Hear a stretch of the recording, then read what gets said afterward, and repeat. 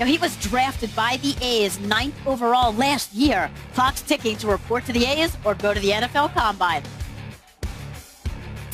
There's no wrong decision. Whether I go play baseball or football, they're both something I love, and at the end of the day, I feel like that's all that matters. Whichever one I pick, I'm going 100% full on, going to attack it, no looking back. And I know that. I've done both my whole life. Playing both, which is something I would love to do, is pretty unlikely. So, yeah, whichever one I pick, I'm going in. There's been guys that have been 6'4", 6'5", 6'6" that can't play the position. To me, it's all feel. If you can play it, you can play it. I'm aware of that, but at the same time, I'm not going to grow. That was Kyler on First Take this morning. What are you hearing? What do you think? I think he wants to play football. I believe that's the case, and I think he's trying to figure out a way to get that done because while he likes baseball, he loves football. And I think he used this past year as a testing ground to see how he would fare against some top competition. Now, where does he go in the draft? What kind of impact can he make? Is there a way that he can juggle it? It's hard to play both sports as a quarterback in this league. But I think he's trying to go through all the alternatives. He knows that he can't do both long term. So I think, again, he's trying to figure out a way. I think in his heart he wants to play football. So, Darren, you have a relationship with this family that goes way, way back, and this has been something he has been sort of, wrestling with for a really long time. What do you think serves him best? Well, his father, Kevin Murray, is a guy who was a quarterback at Texas A&M growing up. His uncle, Calvin Murray, played in baseball as a pro baseball player. So this decision, as far as Kyler Murray is concerned, his entire life he's played both these sports and played and been phenomenal at both of them. This is a decision that they've known about for years, that this was going to come probably since he was in 8th grade. They knew he was such a dynamic player on the baseball field and on the football field that they were going to have to make this decision. So this is not something that just, hey, he had a good season this year in football. I think football comes easy to Kyler Murray and has for the longest time. He gets on the baseball field, that sort of come easy as well. But we all know about baseball. You have to work at it day in and day out. Whether it's hitting, whether it's throwing, you have to fundamentally be involved in the game. And he hasn't done that in his college career. He hasn't been a guy that he played a couple years in baseball at Oklahoma, or a year in baseball in Oklahoma, and we just saw flashes of him. We saw him at the starting role at OU this past season. He saw Baker Mayfield go on and do extreme things in the NFL. I just think right now, football's come easy to him. I think he's going to make the decision to play football. But what you're saying is if he dedicated himself to baseball, he would be phenomenal. I mean, trust, you get picked 9th overall. In the Major League Baseball League drag. That is saying something about who you are. What we know is we will know soon. Yes. Because everything is right around the corner, so we will know soon. All right, on now to the non-call that just won't go away for good reason. The officiating error heard around the world in the NFC Championship game. We heard from Saints head coach Sean Payton his displeasure earlier in the week. Drew Brees is most disappointed with the league's lack of response. I think it would have been nice had he come out on Monday or Tuesday after the game and addressed it immediately. I think he basically waited until he absolutely had to, which was at his annual Super Bowl press conference. I don't really think he said much during most of that press conference. But at the end of the day, again, for us as players, we can only worry about the things we can control. And so you understand that officials have a very tough job, and there's a lot of calls that are made and not made throughout the course of a game. It's just tough when something that meaningful happens at the end of the NFC Championship game that arguably would have sent us to the Super Bowl. And the call wasn't made, and it was a very, very obvious call. Of course, that Drew Brees is referring to, Commissioner Roger Goodell. Drew not holding back. What are your thoughts about what he said? Well, I understand. I mean, to be in that situation as a player, you've got to be extremely upset, extremely frustrated. There's just nothing that can be said. I don't think Roger Goodell could have said anything the second day, the third day, or at his press conference that would make any of the Saint fans feel better, any of the Saint players feel better. It's something they'll remember for the rest of their lives, and nothing can be fixed. I would have liked to see Roger Goodell at least, an immediate response, an immediate response to have a reaction to knowing that this took place and recognize that it took place. I'd like to see that happen early on. Could he have done it? Can he do anything to fix the problem? No. I mean, it's happened. It's over with. But at least acknowledge that this play happened during the press conference. If he had said something Monday or Tuesday, this would have been over by now. We wouldn't be talking about it the way that we are. It's lingered so long, and it's not going away. If he would have said something Monday or Tuesday, we would have broke it apart. We would have torn it apart because it wouldn't have been good enough. Can you imagine if the Super Bowl this year were in New Orleans? Oh, Can you imagine that? wow. Can you Thank imagine God that? we're here. Playing a what-if game now? That's terrible, Shefty. All right, well, we're going to see how this impacts. Oh, that would have been crazy. See how this impacts the future of officiating going forward.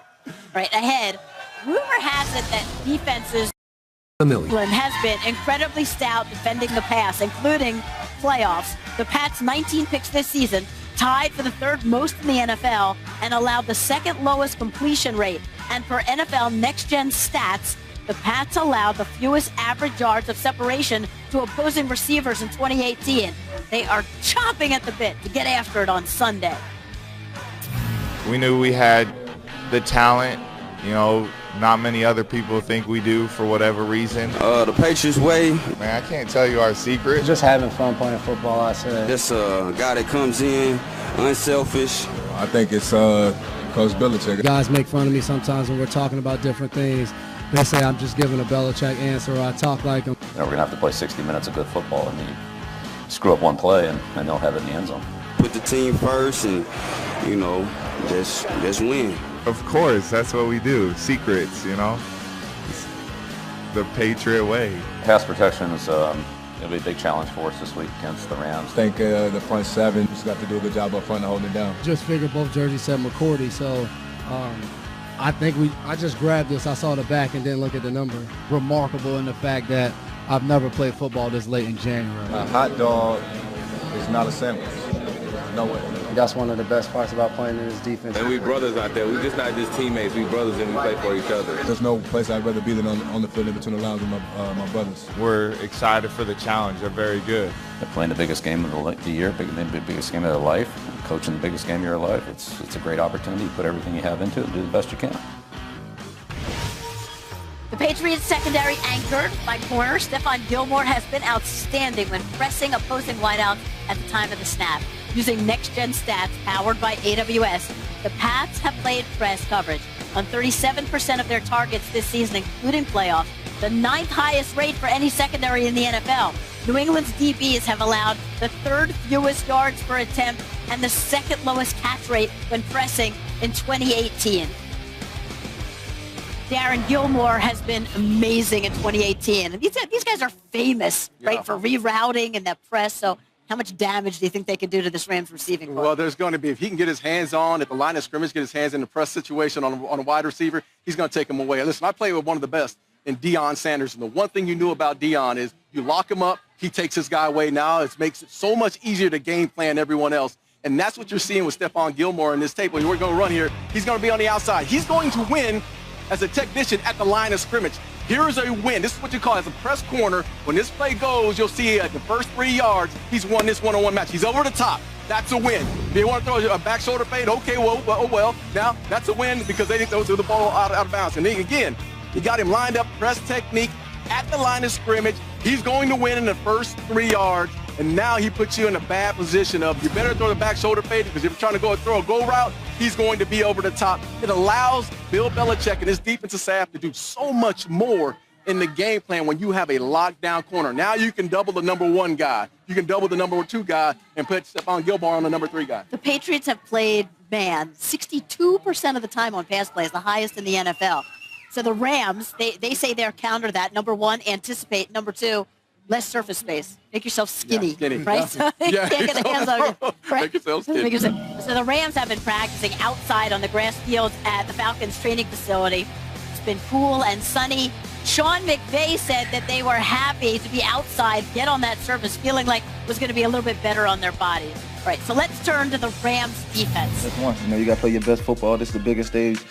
The biggest stage I ever played on. You got to go beat the GOAT to be a champion. We'll get after the quarterback. I know you get the ball out quick, but, I trust our secondary. It's always a pleasure to hit him and take him down. My hands are going to be full, but I like our matchup. We'll have a lot of fun being able to get after that quarterback. On the field, I'm just a whole different person, turn into a monster. We've been able to have fun together and create a lot of havoc, and I hope we have the opportunity on this stage to shine our brightest. I told McVay today, man, I thanked him. He wanted to thank the players, but I said, once you came, you changed things around, and we started having a lot of success when you became the head man. Best is yet to come, man. I'm only in year 4. I'm pretty good at ping pong. I brag about that a lot.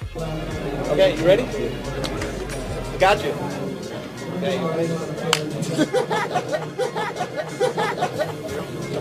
missed that one. Okay. Come on. As hard as you can. No, that's it. Okay. Good job.